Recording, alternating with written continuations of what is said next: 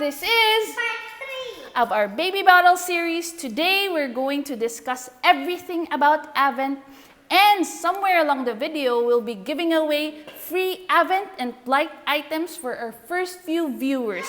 So if you're interested, please stay tuned.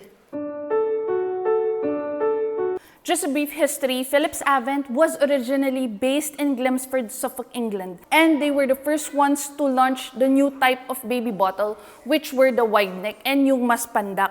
Because at that time, most of the bottles are just standard and then mas matangkad. In 2006, a Dutch company, which is Philips, acquired the brand, which we now know as Philips Avent.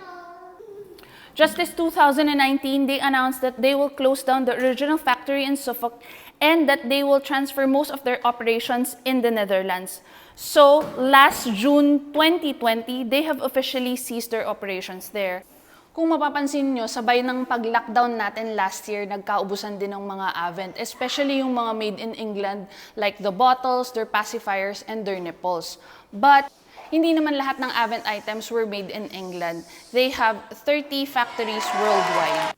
Let's start with the different range of Avent pacifiers. But if you are breastfeeding, I would not recommend you use pacifiers since magkakaroon ng nipple confusion si baby.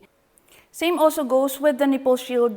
I would not recommend this if you are breastfeeding. Aside from nipple confusion, this will also create a barrier that signals the body to produce more breast milk. But should you still need one, maganda naman yung kay Avent since it's made of ultra soft silicone and it's really very soft. So sobrang nipis lang talaga niya. They used to have two sizes. It's 21mm and 24, but now they only produce one size, which is the 21mm. So let's move on to their soothies. They have for 0 to 3 months and for 3 months onwards. This is made in the US and it is their one-piece pacifier that is made of medical-grade silicone. So mamaya, isa din ito sa mga pamimigay natin since bubuksan na natin siya.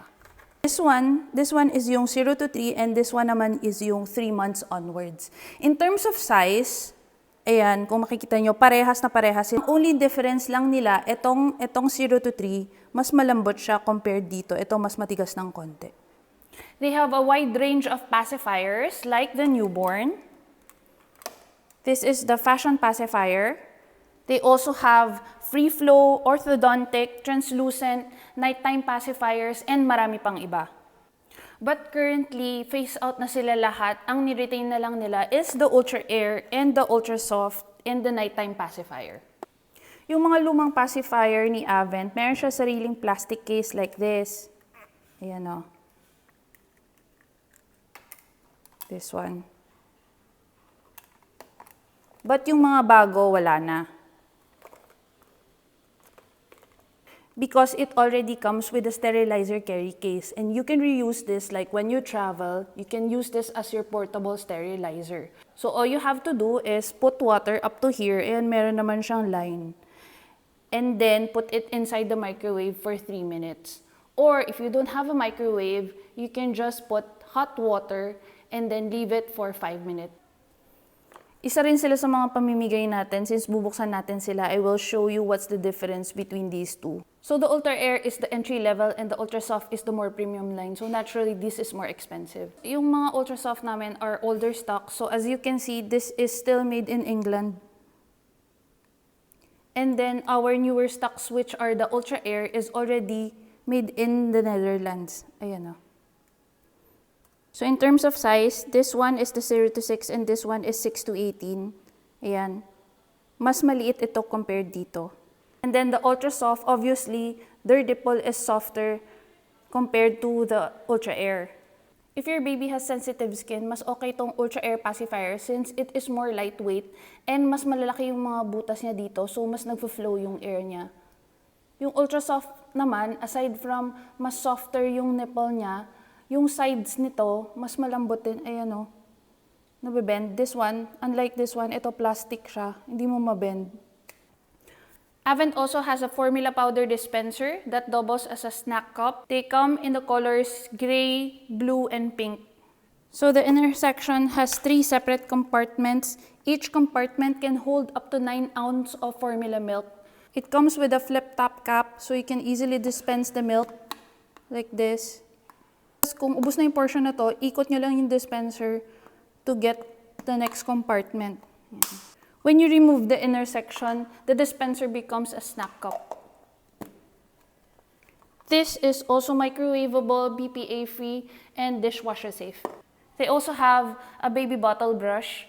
It has a curved brush design and has a curved handle tip para mabilis siyang hawakan. Meron din kami niyan. Ayan, putol na. Pero ginagamit pa rin namin and buhay pa rin siya. And so, kapag ginamit mo siya sa bottle, kahit yung ilalim, nababrush na nalilinis. Kaya, okay to.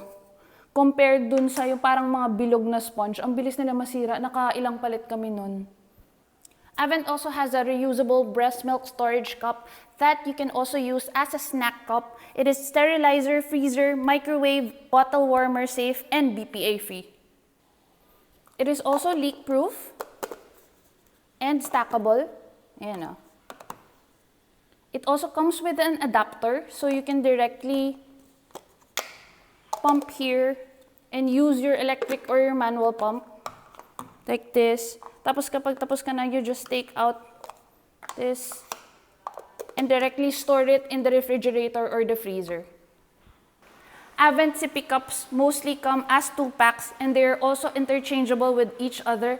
I've already done a detailed review of these cups. If you're interested, I will link it above the screen, or you can also find the link in the description below. Avent baby bottle has 2 variations, the natural line and the anti-colic line. For the natural line, the 4-ounce and the 9-ounce both comes with the slow flow spiral nipple. And the 11-ounce comes with the fast flow natural nipple. And for the anti-colic line, the 4-ounce and the 9-ounce both comes with the slow flow anti-colic nipple.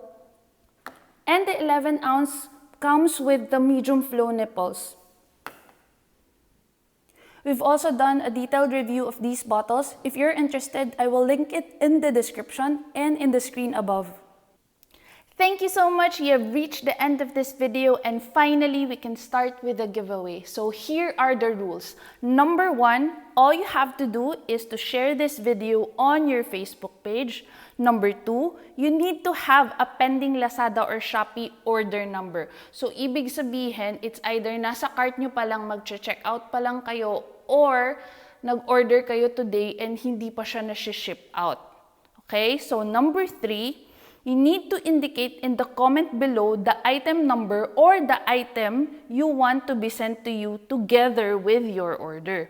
Number 4, this will be based on a first comment and first order basis, and it is limited to our first 15 customers or viewers only. So by the time you are viewing this, for you to be able to know if the item is still available or not, I will indicate it in the comments below.